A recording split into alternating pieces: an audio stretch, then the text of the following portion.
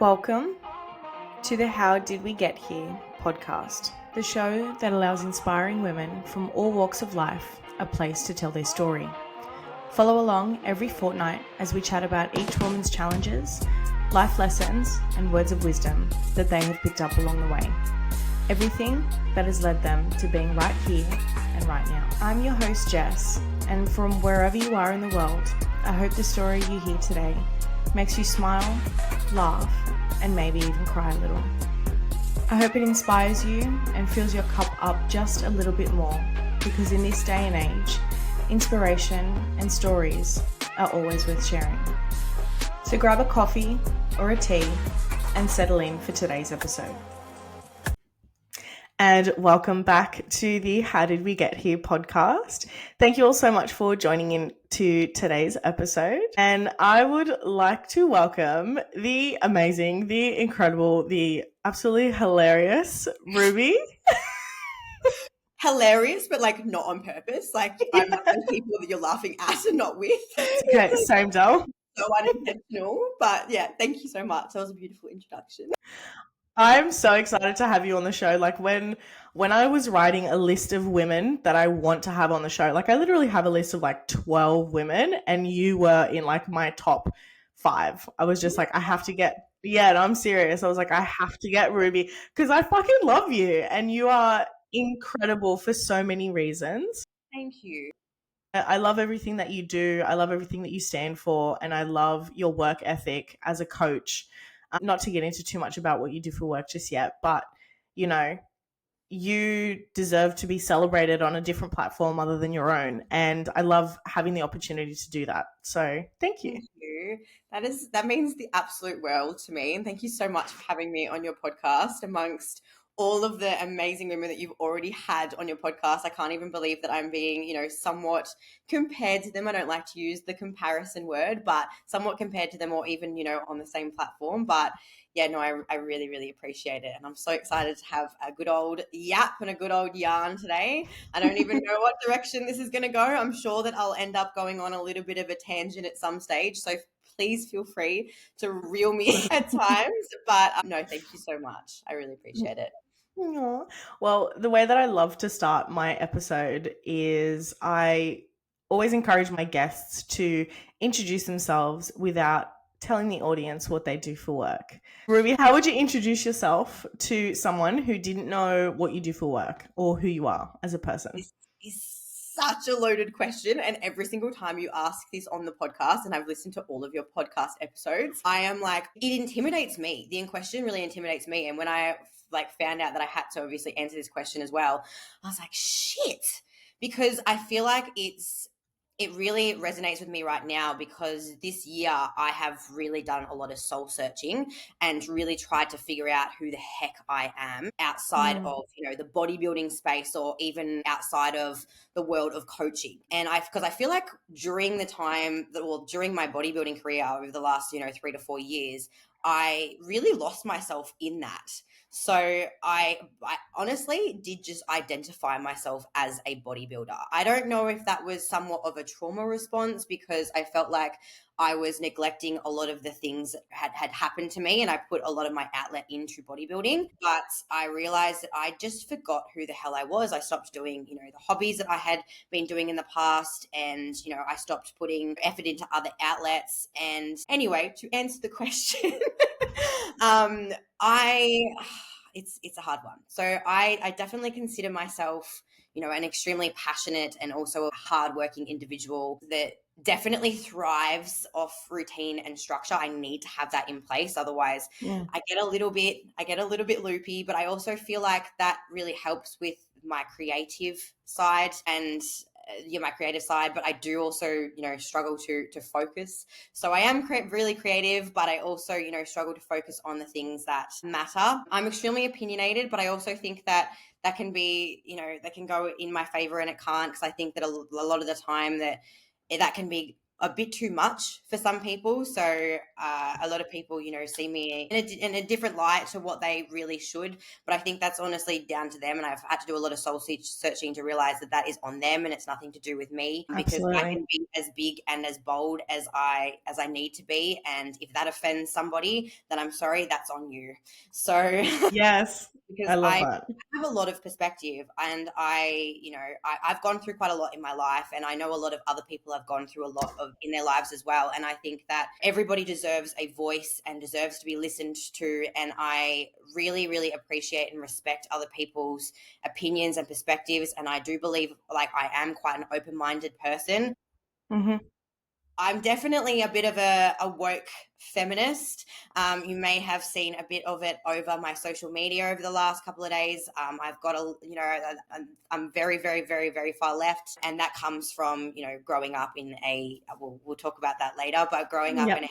household that has those particular positions. Yeah, I'm spontaneous, I'm creative, I'm so privileged to be able to be doing what I'm doing and to be able to, you know, feel, safe in my environments that I'm in. So I just know that I always want to utilize, you know, my platform to be able to do just good and to be the best person that I'm able to be for myself, but also for other people. So I don't know. I don't even know if I really answered the question then, You but definitely did, yeah. I good. If you could provide like some describing words though, so definitely passionate, Passionate, opinionated. empathetic, Yes, spontaneous, definitely. strong-minded, privileged, opinionated, sometimes too fucking much, That's distracted, but like in the best way possible, because possible. I feel Yep. like I've got so much to share and there's so much going on at once in this freaking big slash Brain small of yours. time. That's, you know, I never feel like there's enough time in the day to be able to feel all of those emotions at once, and sometimes that can feel fucking overwhelming in itself. Absolutely. And really, really mentally draining, I think, sometimes as well, because I don't know about you. I'm a extremely empathetic person and I take on a lot of people's energies and a lot of people's like when they have a lot of heavy things that they're going through or they want to offload onto me. I am always open. I'm always reciprocal of people's need to offload things to me and I want to be that person for people. And I think that also makes us really good coaches, but I agree. sometimes it's also like It's I need hard to to separate it. decompress. Like you take Yeah. on a lot of other people's issues, even in the coaching space. And Mm. I sometimes do, you know, take that home. And, you know, I end up speaking about other people's issues to my partner. And he's like, you know, we should be speaking about our own issues. Like we've got our own shit going on. And it is sometimes really hard to separate. And I have, you know, found that that's been an issue of mine in past relationships as well. And I've, you know, put other people first and their issues first, even if it hasn't necessarily aligned with my values. Mm. And I would honestly consider myself a child or a young teenager, early adult person that ended up in relationships and situations with people that were like a lot older than me and were highly impressionable. And then I ended up, you know, just staying with them purely because I felt like they needed me, which is so Wow. wild. They absolutely did. They probably did, which is why they were, you Mm. know, kind of preying on people of my age, because they realized that I was going to give them all that they wanted because I didn't really know any better. So Yeah. that That's got really deep scary. quickly. I didn't mean that to be, but there we go. That is okay. That is okay. It's so easy to, you know, want to help people, but I feel like if it's in replacement of, you know, your own well-being, Needs. Yeah. that needs to be considered always, and that needs to be prioritized. So yeah. Absolutely.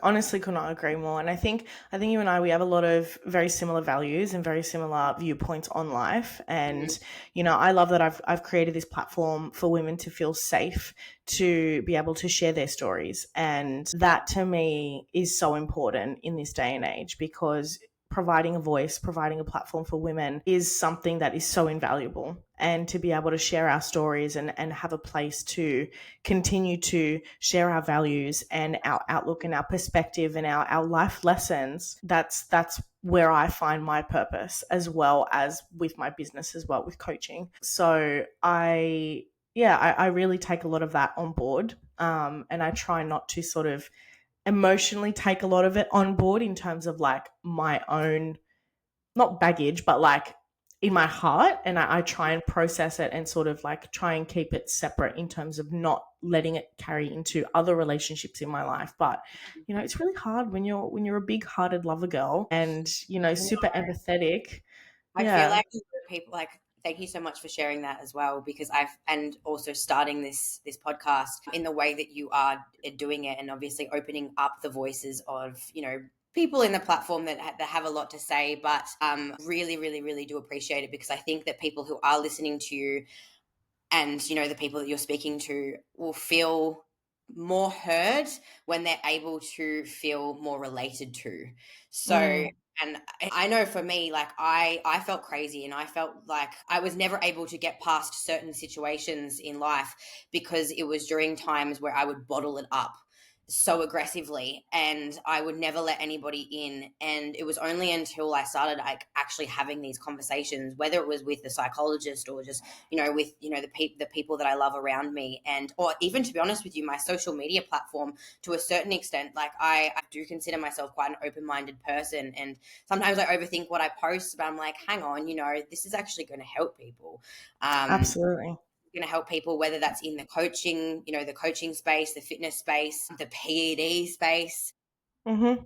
It can absolutely help someone, even if you don't necessarily feel overly comfortable with sharing it yourself. I sometimes try to put my own virtues aside to be like, okay, well, this is needed. Like, this is such a taboo area that needs to Topic. be Yeah. spoken on more frequently. There's no one speaking on this right now for whatever reason, probably because it is so, again, yeah, taboo. Taboo.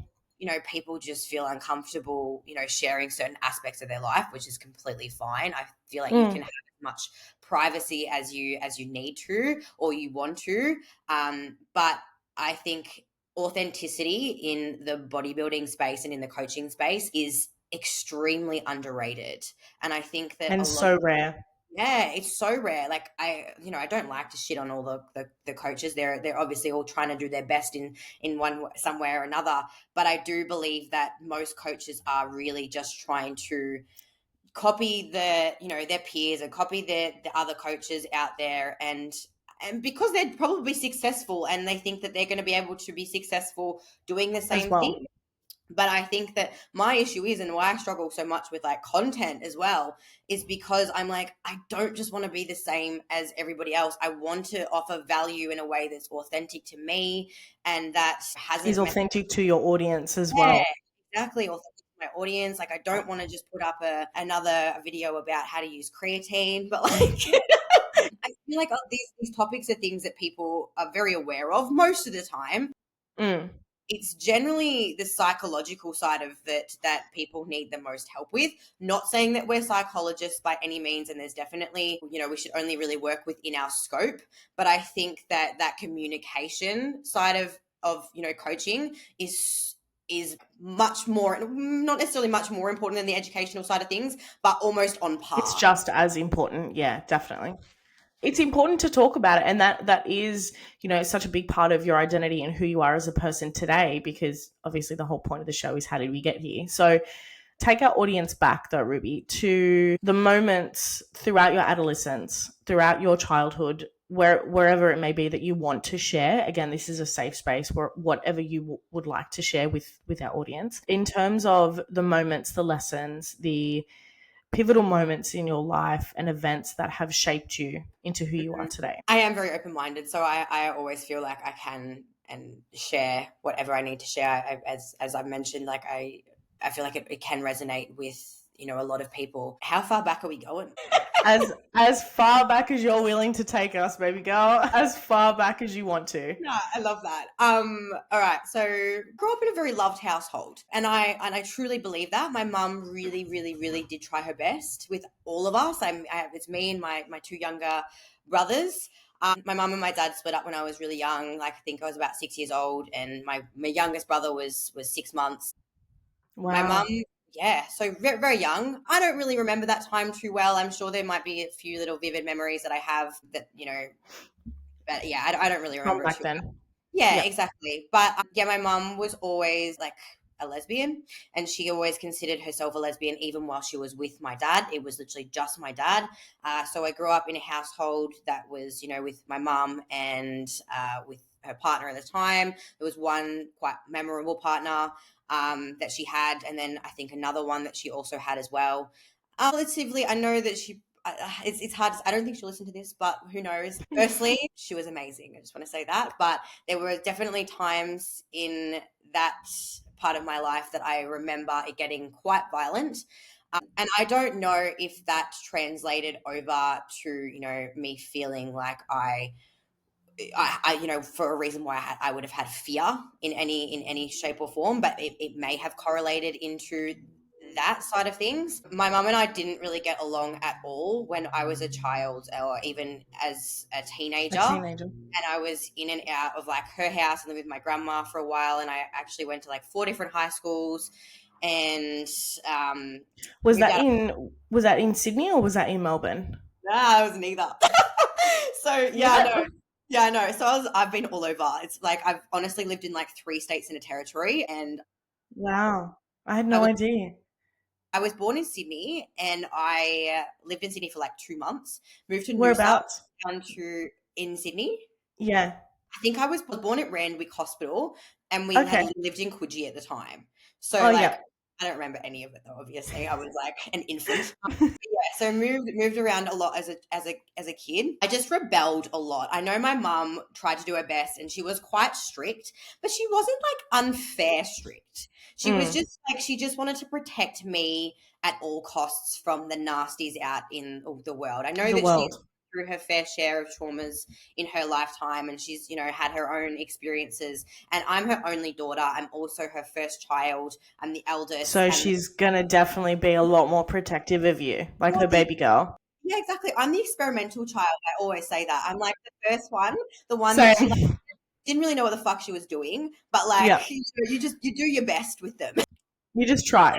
Yeah, You you do try your your best. hardest. Exactly. And There's no rule book to being a parent. yeah, exactly. And I don't know if I am ADHD. I'm currently going through the processes of that right now. Hmm. Gone to the doctor, the GP, and my psychologist also thinks I have ADHD. I just haven't gone to the psychiatrist part of it all. To be tested. But like those conversations weren't being had back then when we were in school. And so it was Hmm. like I was so destructive as a child and also as a teenager that like the only things that my school counselors would ever tell me was like my parents were, Ruby has a lot of potential, but she's just not applying herself in the right areas. So like Mm. no, ADHD was never thrown around, which I think is insane because like it's always people always think of ADHD as like the naughty little boy syndrome. So Yeah, no. girls are being diagnosed now Yes. in their 20s, and it seems like it's a fad, but it's just because nobody was It was so diagnosed. brushed under the rug before. Yeah, Yeah. nobody was Yeah. diagnosed. I've been pretty sure my whole life, and this year it's really kind of taken over my existence. But yeah, so I'm like, I really need to do that. But yeah, anyway, so I moved out of home when I was about 16 years old, and I was still studying and I was still at school for a while, but I ended up dropping out of school when I was in year 11, which is really disappointing because I was a smart kid, and it would have been a lot easier for me to follow the traditional systems of just finishing high school and getting into uni. But I And ended up I study. obviously went to uni, but it was just a lot harder for me. Like the Hmm. bridging pathways were a lot harder. So when I have children, I will be Go to really uni. go Finish uni, start, school. go to uni, but like try to finish school. At least it gives you Yeah. At more least 100%. Back when I was a teacher, that's my one piece of advice I would yeah. always tell my seniors. I was always like, at least if you finish school, you have something underneath your belt. You have something. Yeah. Absolutely. Like, and I didn't know that at the time. I remember leaving school and I was like, I never want a traditional job. I want to be a free spirited girl who just bounces around and just, lives in different places and travels. And like, as long as I'm happy, I don't care. And then I grew up, but like, but yeah, so I moved And then out. reality hit me in the face. I became quite boy obsessed, if I'm being completely honest with you. And like Mhm. the reason why I dropped out of school was actually to spend a bit more time with a male who was a lot older than me. So I was 17 and he was 35, I believe. Yeah. And there was a pattern of those for a while. So I ended up moving overseas for like 4 or 5 years. Oh my Um, God, Ruby. with a man who kind of groomed me while he was in Australia, and I ended up moving overseas with him and living in like Thailand, and then we moved to America because he was an American. He was also an ex-veteran, and the one after that was also an ex-veteran, and like they had a lot of inner traumas, and like they had seen a lot, and like as somebody 17, 18, 19, You are 20, so 21, young and so young, impressionable. so Yeah. impressionable. Like you think that because they want you, you must offer, Something for incredible them. insight, an incredible insight that like, you just believe at that particular moment of time. And you Yeah. always think that you're in the right at that age. I thought I was so smart, like And so so like, mature and so put together. oh Yeah. my Yeah. gosh, yeah, exactly. But yeah, so I allowed a lot of people in my life to govern the decisions that were being made for me. In particularly when I was overseas, because I felt like I was overseas and I didn't really have anyone to, speak to. My family weren't there. I ended up in a really, really narcissistic relationship while I was living in the UK, which was extremely verbally and both physically, domestically abusive. And I didn't have anyone to turn to. And I genuinely, at that particular moment of time, thought that that was my fault. He was also OCD, and Ruby. he had worked. What was he? Was an Royal Marine, ex Royal Marine, and he had Fucking seen hell. so much. And so, like as a highly empathetic young girl, I was like, I You would couldn't. have absorbed all of that energy, all of that negativity and I anger was like, and yeah, I was like, everything. I had my values, but I was like, I could never ever even understand what he has gone through. So I would always try to look at things from their perspective. So, Mhm. like, while I was, I laugh about this, but, that's just the way I deal with trauma. But, like, while I was, literally being freaking beaten, and I would be, apologizing at that particular moment of time because, like, I genuinely thought it was my fault. Like, he had OCD, and like I was working at home briefly while I was in the UK, and like I didn't have any friends because he just didn't let me see anyone. And like he'd come home, and like I had cleaned for like an hour before he'd come home because he was so stressed about everything. And then I would just be yelled at for the next hour because like something was out of whack. It was wild. It was a really unusual time of my life. And how old were you? How old were you then? Moved back home at like 22, so this was between the ages of like 19 and 21.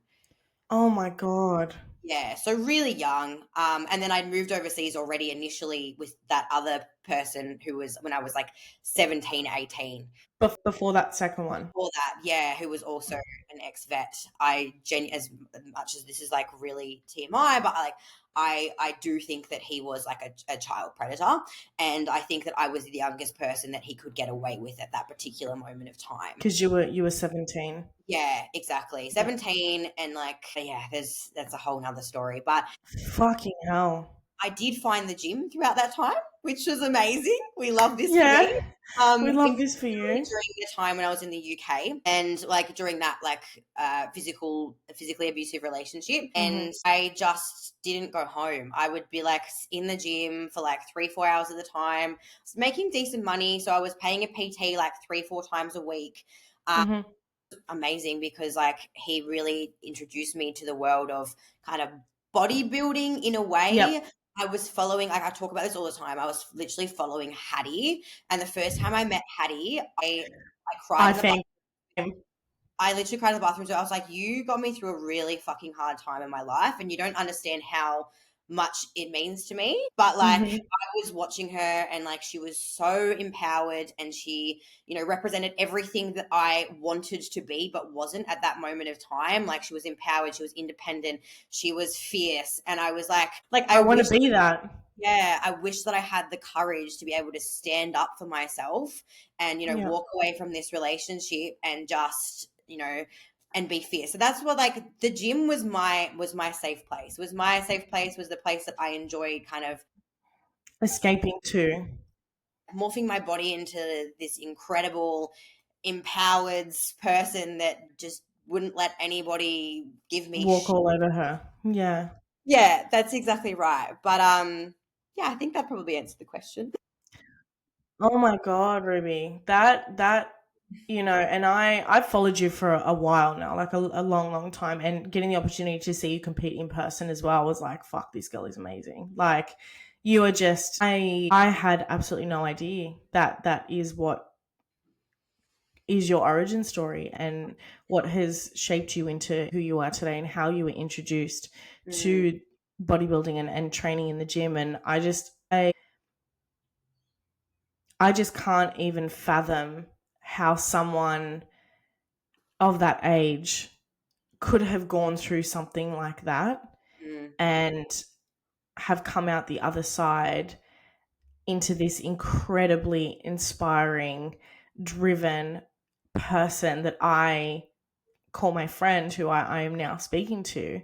thank you so much. And I just want to thank you for sharing that. And I think it's a testament to your inner strength and your determination to want to create a better life for yourself. And I think it's 100% a testament to your character and your heart as a person. And to anyone who may have ever found themselves in a situation like that, I think you using your platform, like you've said in the beginning of the episode, to tell other young women who might be in the same position that there is hope, that there is a light at the end of the tunnel, and there is a whole better world waiting for you on the other side of getting out of that environment. And And I don't I'm as much as it's like I sometimes have my days and I'm still working through a lot of it now, as I'm sure everybody is with certain traumas in their life. But like I wouldn't have wanted to trade it up for anything because I feel like where I am now and the growth that I had throughout that particular moment of my life has really led me to some amazing opportunities, and obviously meeting my partner and being able to have a voice but also have an opinionated voice where I just don't give a fuck. yeah, Like I really like yeah, no, that's not true. Like I obviously to you a give a lot of fucks. yeah, to Yeah, a certain of a yeah, fuck, I get yeah, that. yeah, exactly. But then like also have like extremely strong boundaries. It's extremely Mm, strong boundaries and like communicative boundaries where like I'm now in a really safe relationship with my partner and like I communicate everything with him. And I'm mm, at a point now where like we are, like if there's something that bothers me, no matter how small or large that is, I will always bring it to his attention because he mm-hmm. deserves to know, but I also don't want to be just bottling this all up and And letting it fester. yeah, let it fest up and holding on to these resentments, and then I'm Mm-hmm. emotionally removing myself, but he has no idea. So I'm like, you know what? I'm gonna freaking let's just chat about it. Let's just chat about it. And I definitely have a lot more to say than he does. He's a much simpler man than I am, which is amazing because he's got way less trauma. Way less baggage to unpack. Like he knows heaps, but like there's certain aspects that he doesn't, and Yeah. like I obviously have chosen to share what I want to with him, Mm-hmm. and like he gets it, and he's super understanding towards that particular life, but he's always like, God, you have literally lived 1,000 lives. Like I wouldn't have any You idea. really have. Yeah. Wild, what the hell? And yeah. Anyway, I don't know And what. the fact that he's now created like such a safe space for you within your relationship to feel comfortable in being so open in terms of your communication, because it's such a testament to the type of person that you're with in Mm, terms of your willingness to want to communicate. Like mm, if you were met with, someone who wasn't willing to communicate, who with as in like a partner who wasn't willing to talk things through with you and to unpack things with you. Instead, if they were someone who would just put their walls up or get really super defensive because it's something about me, therefore you're not going to want to talk about it. Like, you can't grow as a person if the person that you're with, your partner, is not willing to sort of grow with you and, Yeah. and communicate that in the way that you need them to. Relationship is a compromise and you're Yeah. evolving together. Like I literally put up a post the other day of talking on my own podcast about like the evolution of who you are with your partner. Like you spend if you're deciding to commit to someone for the rest of your life, you're only spending a really small amount of time by yourself in the grand scheme of things. If you're deciding to commit to somebody from the age of, 24, 25 to freaking 80, then of course you're going to change from the ages of 24 beyond To 80, yeah. but I think it's not for the worse. You're taking a step forward with that person. Yeah, you may have enjoyed your fun, in your early 20s. I fucking did. I had some great single times of my life. Girl life. The best time of my life was some of the times when I was single. And Jordan would say the exact same thing. We're not missing out anymore. We've just Yeah. evolved. So like if we felt like we had missed out, then we would both be like, all right, well, we're just not at a in a place in our lives where we can To be in that type of relationship. we need to experience other things by ourselves. But that's just not where we're at. Like we both met each other when we're in a place in our lives where we could commit. And like I'd done a little bit of self-work. I probably still need to do more, but a little bit. And like It's just enough. yeah, I was actually his Yeah. first girlfriend. So Wow. never been with anybody. And like we dated for about 6 months before I was able to actually like lock him down. Yeah. And it took a lot of convincing. I'm not gonna lie. Yeah. A lot of convincing. Anyway. Oh, that's so funny. That's so good. Well, that's how I know you. I know you and Geordie together. Like that's pretty much because you guys. How long have you guys been together now? In December, 3 years. So yeah. like a good while. Like since my bodybuilding side, like I've only ever been with Jordan. Like we did our first prep together. We did our second prep together. Like I haven't prepped without Jordan. He just had to do his last prep alone because with all my health issues over the last year, I haven't been able to compete. Sad.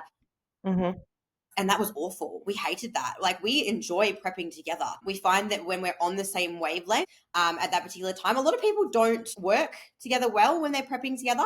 Like they bash heads because emotions are both high on both ends. But I feel like we both just are very patient with one another, which is really nice. I think it's because you know what it entails. Like you know exactly what prep is going to be like. Exactly. And, you can do your steps together. You can do your cardio together. You can go to the gym together. Like, together. And it is really much like, I think he struggled because like I wasn't in that routine and I was still eating like GYG and Yochi like every second day. I was not, honestly, I was not the best partner for his prep recently because I had built up a little bit of resentment towards bodybuilding like over this year, which I've come out of now. I'm very much in a place where, I would love to compete again and give it a shot if I'm able to and if my health permits. I need to prioritize my fertility being the first thing and then also just my mental health as a whole, but my gut health in particularly, that's the one thing that has been out of whack all year and started in last prep and we're only really just starting to get on top of it. But yeah, if I can, I keep saying I'm like, I'll get on stage in 2026, like end of 2026. It's a while away, but like, again, it's just enough time away that you can sort of get everything under wraps and be in a good mental and physical space to be able to do that again. Exactly. Like I will forever be so thankful for the industry. I love bodybuilding. I love watching bodybuilding.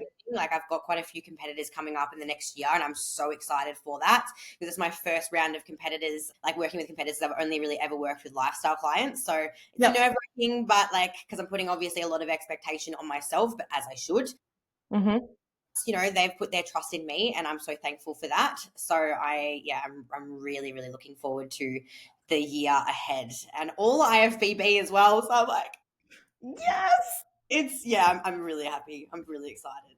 That's so good. So sort of take us back in terms of like your career paths. When you were studying, like I know you said you went to uni. What did you actually study? It's definitely not correlated to anything. I studied just a Bachelor of Business. It was just like a stepping stone to like, I didn't know what the hell I wanted to do at that particular moment of time. I was studying while I was in like lockdown COVID as well, which was extremely helpful because there wasn't really anything to do at that point. The progression to being a coach, I think was one that just felt quite authentic. For a while, I really didn't want to work because I got my qualifications when I lived in the UK, and I only really got them for my own upskill. Like I For your didn't really, own knowledge yeah, for your own training. Yeah. I really didn't think that I wanted to pursue a career in the fitness industry, but like this was like 2-3 years later. I was working at one gym, literally in reception, and Mike was like, "Hey, Ruby, do you want to like maybe PT?" He's like, "You got your qualifications, don't you?" And I'm like, "Yeah." Like never really thought to use them, but yeah. And he's like, "Yeah, PT here, blah blah blah." And I'm like, "Okay." So I started like face to face PTing first, and I really think that was so useful for me, Yeah. and my critical thinking skills. And I was able to, translate that over to online. And I still do a bit of a blend, but do mostly online these days. But I've really enjoyed like being able to, have that face to face. Do you do face to face? Yeah, I still do. I love doing face-to-face Yeah. sessions with clients. I love being able to transfer my knowledge, like my physical knowledge of training and technique to clients. And like one of my sort of little niche things is like I'm a real stickler for technique because my first boss, like my Yeah. first coach, was really, really all about technique and form. And so like I'm really, really grateful to him for teaching me that because like I've transferred that onto all of my clients, and heaps of people have always said like even other PTs or other coaches like who've seen my clients training in the gym even without me, they're like, Jess, we can tell that they're your client because of how they train. Like Absolutely. No, I that agree. to me is such a big compliment. Like that just, oh my God, I love that. So true, because there's like even people that I work with online, there's only so much that I can demonstrate across the screen. And sometimes Hmm. you need a face to face PT as well as me, or like a face to face PT first, and then we can work together later. Because like Yeah. you actually physically need to grab them and put them in a position. And like even when it comes to like the stability side of things and like their Yes. ab work that they need to do, Mobility work and things like that. like they'll do it, but are they doing it properly? Probably not. And then That's they like don't have anybody else to like look over, and they're not doing any of their own like self recovery. So then they end up with freaking knee issues, and they end up with issues like this, and then they don't know what to do. And it's like, well, I can't see you, so I'm like, I don't like, I can have a guess, but you're gonna have to go and see a myo, or you're gonna have to see a physio, and then they won't mhm. do that. Yeah. No. As soon as it comes to going to like an other allied health profession, they're like, nah, too hard basket. No, Yeah. exactly. It's expensive, and like for athletes like us, I feel like that's so We have important to. to us. Yeah. We Yeah, have we to. do. It's literally our career, and it's like literally our be all end all. Mm. But yeah, for the most part, yeah. What was the question again? No, we were just talking about your career. We were just talking about Good. coaching and how Okay, you good. came into that space. Okay, And good. yeah, Thanks. because that's part of it. You didn't go on a tangent, baby. It's fine. What have I done? Every time I do it, I'm like, oh, shit, I've lost my train of thought here. No, no. No, We're on the train. We're on the yeah, train. so I love working in the fitness space. I feel like the challenges that I've gone through as a bodybuilder specifically have now really been able to translate over even to my lifestyle clients. I find Mm-hmm. that my challenges with my behavioral eating, and like not necessarily binge eating, but like the justified overeating, and Yep. my gut issues now have really like made me want to explore other areas further. So it kind Mm-hmm. of forces me to upskill as well. So Absolutely. always forces you to upskill. Like you're constantly learning things about yourself, so then you're constantly learning things about other people. And there is literally no one person that I've ever worked with that is exactly the same. Like it's just Nope. A- And I find that with prep clients as well. Like every single client that I've prepped, like I've only prepped a handful of clients now, but from yeah. when I first started prepping clients to, my most recent client, Olivia, who just Mm-hmm. competed in season B, yeah, for ICN. Mm-hmm. Again, completely different prep to any of my other clients. And, things that worked with her worked so well. Mm-hmm. Other sort of ways that I prepped other clients in the past, things didn't really work as well. And you need to be so adaptable and so Absolutely. willing to sort of ask and look for answers Mm-hmm. elsewhere. Because Mm-hmm. if you don't know, it's okay that you don't know, but like your adaptability and your ability to go and ask is what makes you a great coach. Like I'm so so grateful for the other coaches that I look up to Yes. and the other coaches that I am like, I pick their brains. I'm like, okay, I've done this, I've done this, I've done this, I've done this. What do I do next? Like, what's my next port of call? Like, you know, and to upskill as a coach is like, you can never know everything I ever. still feel dumb. Like, I still Absolutely, same.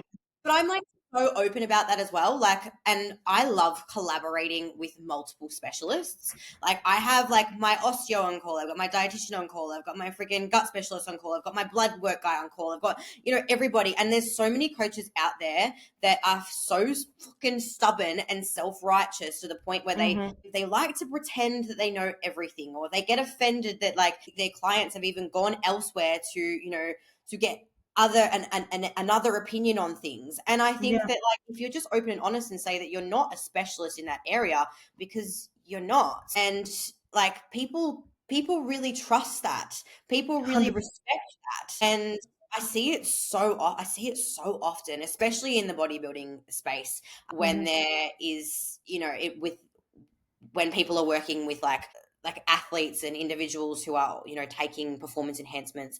It's hard when like all of this evidence when that comes to light on like PEDs is all like anecdotal, and it doesn't come from like evidence specifically. There's always just so many freaking opinions, and there's like, and people are constantly bashing heads. But I don't know, I just feel like just do the right thing, work with multiple specialists, don't give advice outside of your scope.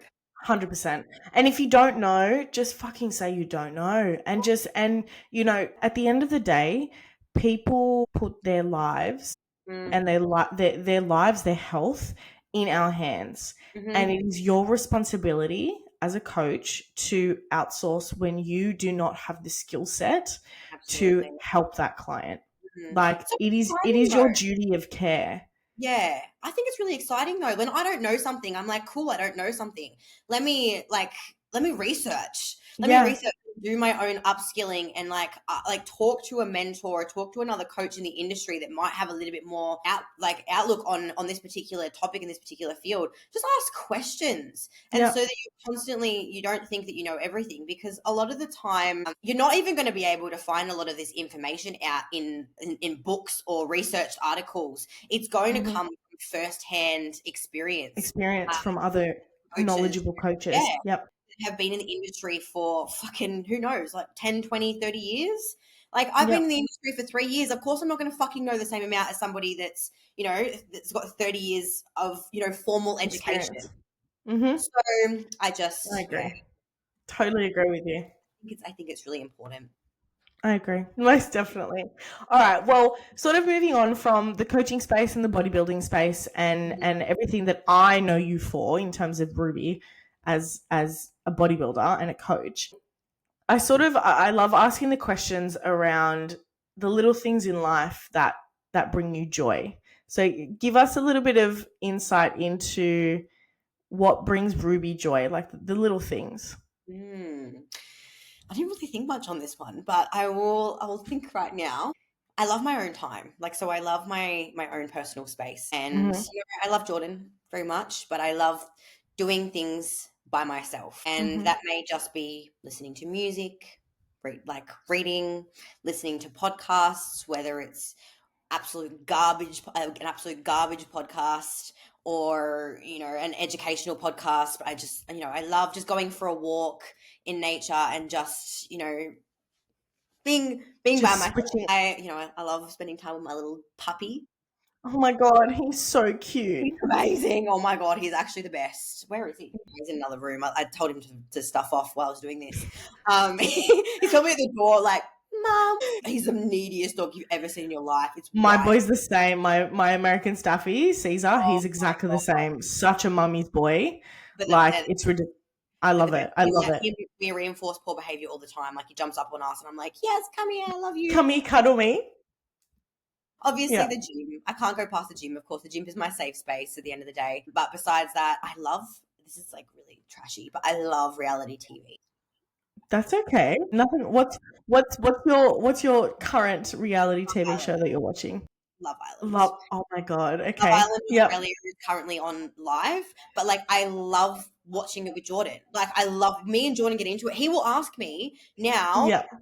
Ruby, is there a new Love Island episode out tonight? And I'm like, yes, there is, baby boy. Oh my God, that's so cute. That's so funny. Ping and bitching, and it's the Yeah, best because it's so that's so funny. lighthearted.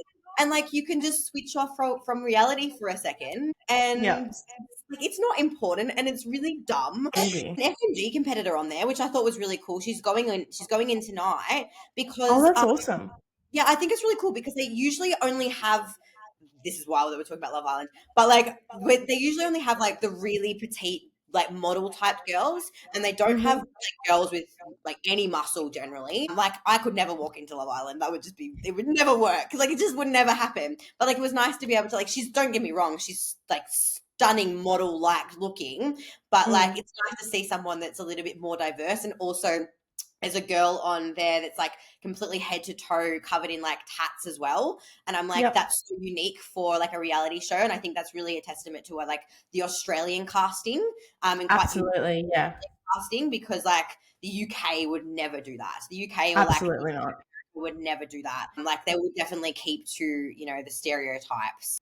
But Mm. yeah, I love reality TV. That's what makes me happy and my time. That's so good. That's so good. What about like what's your coffee order in the mornings? Oh, it's so embarrassing. What? Tell me. Now you have to tell me. You know how obviously Melbourne has amazing coffee. So Yeah. like I should be ordering like just like an iced long black or a cold brew or just an oat latte, yeah? So I You're woke not. up on my like, if I can be really bothered, because like sometimes I just can't be bothered because I know they're gonna turn their nose up at me. So I walk Yeah. up and my mum hates this too. She's like, please don't do this, Ruby. Like, please. Like, can I order a almond cappuccino, extra hot, extra froth, extra chocolate? It's so embarrassing, but I want the extra chocolate. I call it my adult baby chino. I don't think there's anything wrong with that. I don't think there's anything wrong with that at all. Little piece of just heaven in the morning. I could Yeah. never not have my coffee. I like. Same. I tried I to go need it. for a while, and like decaf was okay because at least I still got the drink. But I'm like, Mhm. it's like I don't even take it because it's caffeine. It's just placebo for me. I have actually weaned down to one coffee a day, which I think is very impressive. That's amazing. I know. I know. Like I can like drink diet Coke from time to time as well. Actually, Yeah. one thing, Jordan friggin' has his little diet Coke that he has every day because he eats it with his burrito meals. He makes up burritos for his post workout. How cool is that? I know, Yum. super random, but like Like a GYG style burrito. he would never. He's got such an uncultured palate. Such a It's so white boy. he is. He doesn't like spice. Doesn't even like pepper on his food. The weirdo. It's Oh so no. embarrassing. I go out to Asian cuisines because like he's like, can we just get burger, pizza, pasta, blah blah blah, whatever. Like there's just Yeah. nothing exciting. It's really Yeah. sad. I don't think I've had Thai food the whole time I've been with him. Oh, that's sad. Thai I food. love Thai food. I know. But yeah, so we have his Coke, and it's like every single time he's eating his burritos, I like come up to him and I'm like, and drink his Coke, and he's like, just get one out of the fridge. I was like, yeah, but I only want like half of yours. Yeah. It's not. I don't want a full one, and I also like flat Coke. That's weird. Yeah, that one's a little weird. Yeah, but I like it if it's like not completely just not cracked open straight away. Yeah. Yeah. That was a good That's what question. brings you joy. Yeah. I Yeah. like the coffee question because That's that good. does make that That tells you a lot about a person. It really does. it It tells basically you a lot. child. But you know what? No, It wasn't always like that. I was like 2 years ago, I drank strong coffee. I drank. drank. Drank. Yeah, I drank strong coffee. Like I had a double shot, like oat latte, or like I could also have like an ice long black from time to time. But I also Yum. drunk. I don't even know what I'm saying anymore. Drank. Drank coffee, like milk coffee, all the way up until peak week as well. Because like that was one Wow. that I would always tell myself that I'm just going to keep in. I've kept it in from the very start to the very end, and I have it consistently every single day. Throughout your prep. point of me taking that out when it has made no difference to my progress so far. It's not going to make Mm-hmm. any difference to my look in peak week. So Mm-hmm. like the last 2 days, maybe, I think, because I'll just be having like my double Little espresso. espresso shot. But like Yeah, besides that, I'd still have my coffee, which is amazing because you can keep it that's so consistent. You good. can keep it consistent. You can track it. So Okay, well, one of my next favorite questions I like to ask my guests is, and especially now, given the fact that our audience knows a little bit more about you on a personal level, and again, I want to thank you so much for sharing that on this platform. But if Ruby today, mhm. in the year 2024, could give one piece of advice to young Ruby, what would that be? There's so many pieces of advice, so many. But if there was just one, it would be to just don't grow up too fast and to just be a kid. Just be a Mm, kid. I think that we get so caught up in comparing ourselves to, well, even as a child, you get so caught up to yourselves comparing yourself to the teenagers, and then the teenagers get caught up with themselves, comparing themselves to the girls in their 20s, and you always want to be just a little bit further ahead, and then you get to your mid 20s and you're like, I this wish is I was not younger again. This is up to not it. me. This is not Mm, it. Like, can I just yeah. be 16 years old again? Like, Mm, just be a kid. Like, you don't. And another one. I know you said one, but I've got another one. that's okay. That's okay. Another one would be just say no to certain things. I know that a lot of people would be like, say no? What do you mean? Like, you want to be saying yes to opportunity, but it's like, okay, yes to a Say certain no extent. if your boundaries are being Stick crossed. to your fucking boundaries. Exactly. Stick to your boundaries Mm, and don't favor somebody else feeling uncomfortable because, and just say yes. So don't say yes just because somebody else is going to feel uncomfortable with you saying yes. If you say yes and it makes you feel uncomfortable, then your answer should be no. So mm, that would be another one of the advice. yeah. No, that is really, really good. That And is stick really to it. good. Yeah, stick to your Yeah. guns. I think I struggled with that a lot growing up as well. Like I'm definitely a people pleaser, and I I'm always, yeah, like I 100%. always was a people pleaser. And I think I was always like, no, I can't tell this person what I really think because I don't want to hurt their feelings. So I'm Mhm, just going to tell them what they want to hear. And mhm. I think now, being in my 30s, I just turned 30, No, I, me, I'm like, you look. I'm not saying that 30 is old. Oh my god, even though I'm terrified of it myself. But like, but I'm, 30. You look great for 30. Fucking now, even though it's against 30, he's not old. 30's not old. But like, thanks, honey. Thank you. I definitely do not feel it. I feel like in the last like 2 to 3 years, I've only really just started living my life. Like mm, it's crazy. And it's crazy how everyone always tells you, the best time of your life is in your 30s. I'm like, fucking hell, I hope so. that's what people say. Even like sometimes people even say in their 40s when like they're Mm. like a little bit more established and they've had kids. Their kids are a bit more grown up. But yeah, do you want to have kids?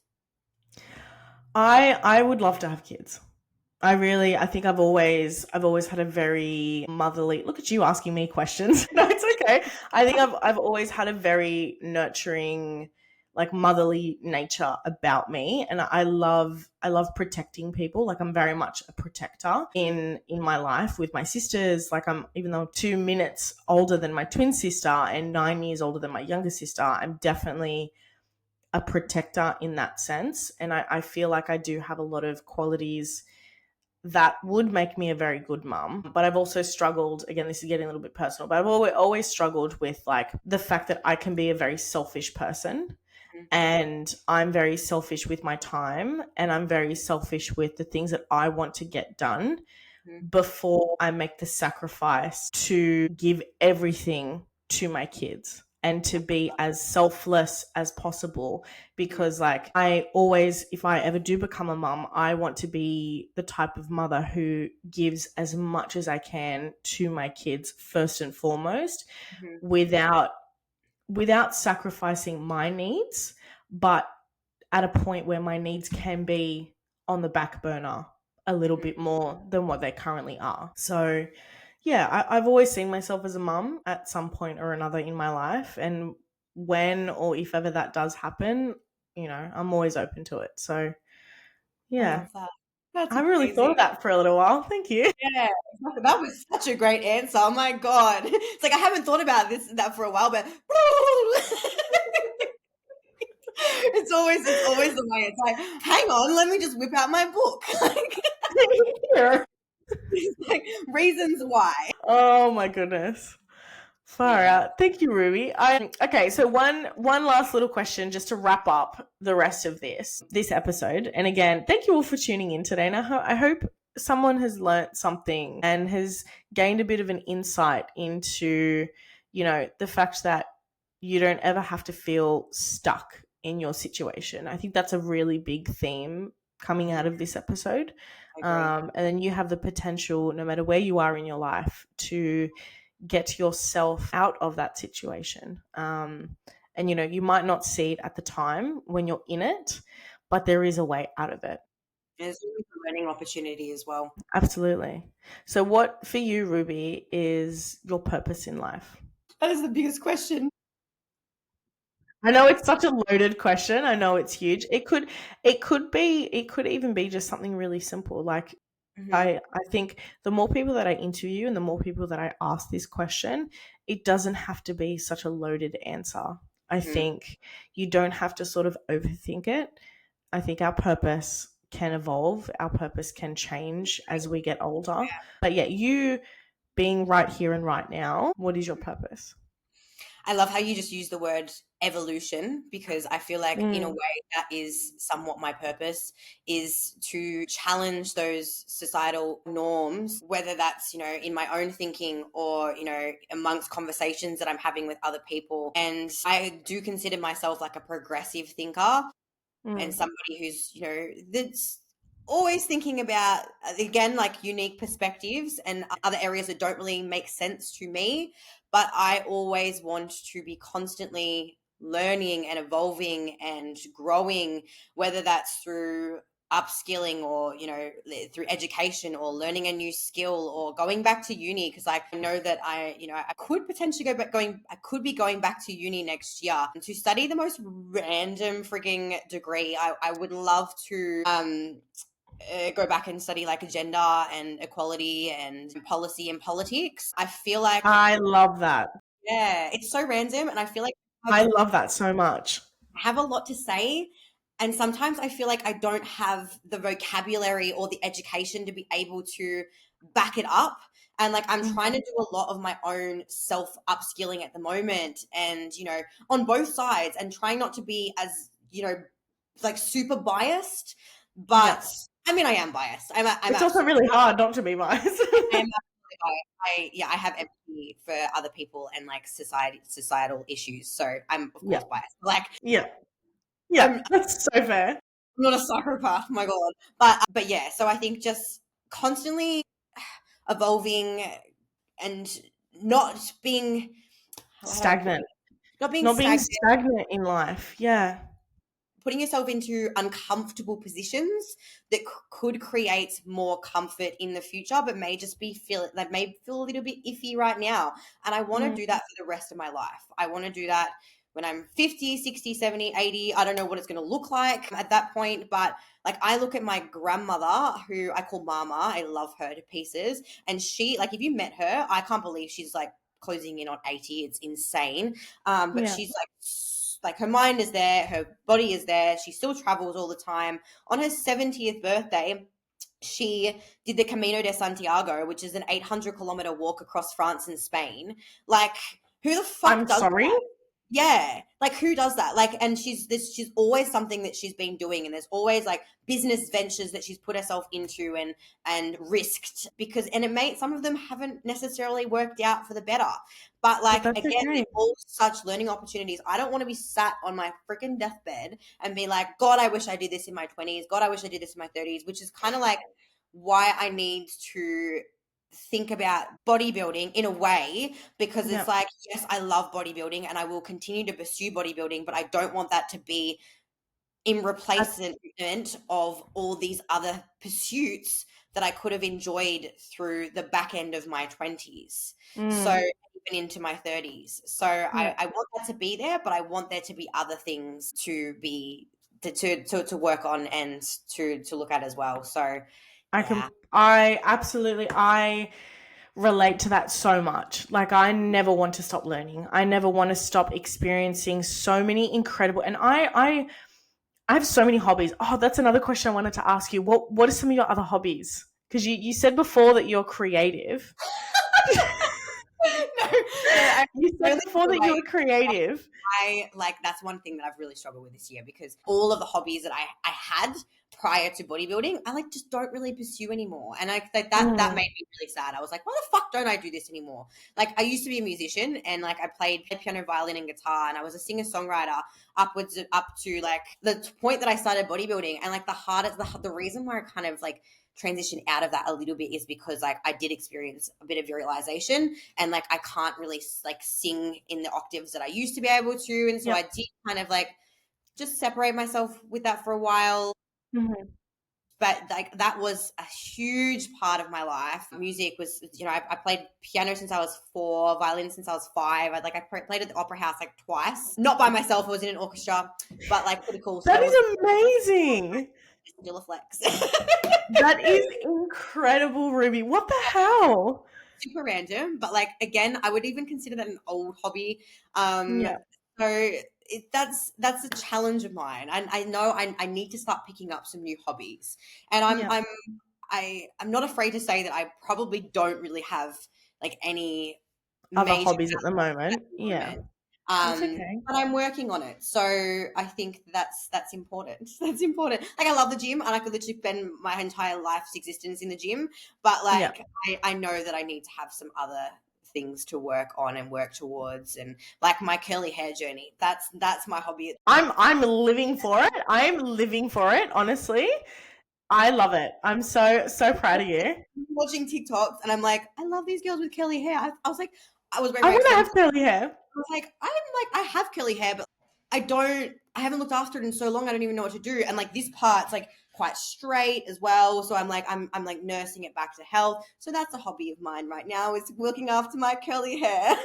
That's amazing. That's still a hobby. And eating food. No, that's so good. That's still good. I know you're so cool. Like, your entire like presence, and like just the person that you are. I just look at you, I'm like, I want to be her. She's so cool. Like, so cool. I don't know. I'm just in my own little world, to be honest with you. Like, I do things that make me feel alive. Like, I pursue activities and hobbies that bring me joy and bring me passion and bring me back to my youth. Because like, I used to be a dancer when I was younger. I played netball as a kid. I fucking played tennis for a little while as well. I used to go horse riding all the time as a teenager because my uncle has a farm down the coast. I love ice skating. I haven't been ice skating for a little while, but I'm still pretty good at it. Yeah. Why? I was actually really good. I'm like, not figure skating, but no. But yeah. I was good at it. But my recent, and I love reading. I love reading fiction. Like, my twin sister and I started reading when we were teenagers. Like, Twilight was my life for a long time. Into romance novels? Yeah, man. I'm trying to get back into like the romance genre at the moment. Yeah, I'm reading Fourth Wing at the moment, and I'm loving it. I'm yet to get into it. I've been speaking to, do you know Ariel? Yes. Yeah. So I've been speaking to her, and she's really into like her like dark romance, and I'm like, you need to give me all these recommendations, because like I really want to get into reading again. It's something I definitely struggle with, I think, with the ADHD tendencies, but like I do love to, like, once I'm in depth into a book and I'm like taking myself to like another world. Yeah, I love that too. Yeah. But yeah, my biggest hobby at the moment, and one that I'm super still passionate about, is dancing. Like, I love that I've been able to go back to that in a different way now that I'm an adult, and like, it helps me sort of reclaim my power and my sensuality and my sexuality in a way that makes me feel great as a woman, as a grown-ass woman. And I watch it and my mouth is literally like And it's like, I'm bisexual as well. So I'm like, Jordan, seriously worried right now. So hard. Man. But yeah, I love that I can express myself, and I love the fact that I've heard that a lot from people, and in terms of like that people look up to me and admire how out there and how passionate I am about the things that I enjoy doing. And I love being that person for people. I take a lot of pride in doing the things that other people are too scared to do and putting myself out there in a way that people are like, fuck yeah. Like, I love that she can do that. And I take so much pride in that. And I'm so honored to be that person for a lot of people. So that means a lot to me. Like, you have no idea how much that means to me. It's so true though, because like I watch it and I'm like, I've just had my boobs. I mean, it's been like 5 months ago now, but they're still like, they still move in different ways. But I like told myself, I was like, as I've been wanting to fucking pursue pole dancing, right? Since I was like 16 years old. Like, I've been speaking about this for 10 years now, which is just insane. Whether I even enjoy it or not is a completely different story. But like, I just want to freaking try it. And I just want to see if I enjoy it. And like, it looks cool. And I feel like, you know, It'll be I would so much super fun. empowering. And whether I do it like with heels on is another story, because I just feel like I'd feel so sexy. But like the style of dance that you do, I'm just like, I was potentially going to have a look into that as well at one Yeah. stage. It looks like so much fun. It And is, you and it's such a great supportive environment. Like, even if you are a beginner, like a complete beginner, everyone in that room makes you feel so empowered, so powerful, so sexy. So even if you fuck up the moves, like, there've been times where I just have not picked up the choreography. I'm like, ah, fuck it, I'm just gonna wing it, like, you know. And I didn't want that day that we shot, like, the whole dance shoot that we did with the snakes and everything like that, I wasn't going to dance. Like, I did not want to dance that day. I was just in my head. I was so exhausted because I had just gotten back from Bali that day, and I was jet lagged. It was so hot in that shed, in that studio, that I was like, I'm going to pass out. Like, if I try now and dance, I'm going to pass out. But I was like, you know what? And the other girls were just, they were amping me up. They were hyping me up. They were just like, Jess, come on. Like, you fucking have to do it. You'll regret it if you don't. And I did that dance in 3 takes, and that was it. And I was so, so happy that I did that. And I was so proud of myself for doing something that I knew I would be looking back on later, and being really proud of myself for, one, being uncomfortable in the moment, but still trusting that I was going to be happy with my decision in the end. I think that's so true. Like what you've just said as well. Like, it's honestly just about getting yourself there at the end of the day. Like, once you're in that position and once you're there, you're like, fuck yeah, I'm you know, I feel empowered and I'm not actually as tired as I thought I was. But like, it's even like, you can correlate it into like motivation to going to the gym or whatever. 100%. Like, you sit in the car sometimes, or you even sit at home and you're like, can't be fucked. But once you're actually at the gym, you're like, And you're doing it. You're like, this this is is easy. great. Yeah. It's literally just putting yourself in a position of just doing it rather than constantly thinking about it all the time. But yeah, you're right, because I overthink things and I just need to get out of my comfort zone as well. So thank you for That's that advice. exactly right. I will You be are taking so welcome. You are so welcome, honey. Oh my gosh. All right. Well, Ruby, thank you so much again for sharing your story, for, you know, allowing my audience and myself to listen to you and to hear you speak about the things that you've learned throughout your life. You are such an incredible person, and I admire you and everything, like I said, that you are and that you stand for. And you know, I'm so grateful that, one, the internet and bodybuilding have connected us in a way that we've been able to, you know, speak today, and that really means a lot to me. And I really hope that, you know, whoever else out there is listening to this episode, if they've taken something away from, you know, the things that we've discussed, the message that we've provided to people who want to listen to us, like, that for me is worth more than anything in this world. No, I agree. Thank you so much for having me. It's been You are so welcome. such a privilege. My goodness. I feel very, very grateful to have shared this story, because I feel like, you know, I speak about it every so often, but not in a way of like, you just asked me a lot of things that I really had to like really think about and dig deep. And I honestly think I'll probably walk away from today in this podcast and think on it for a quite a while. So think of it, for the next couple of days, think of it for the next couple of weeks, months, maybe years. And the things that they're really easy questions to ask yourself, but I don't think that they feel overly productive most of the time. But yeah, it's been amazing, and even some of the insights you've had have really, really helped me and just my perspective. So I really appreciate that. Oh, you are so welcome. Look at us.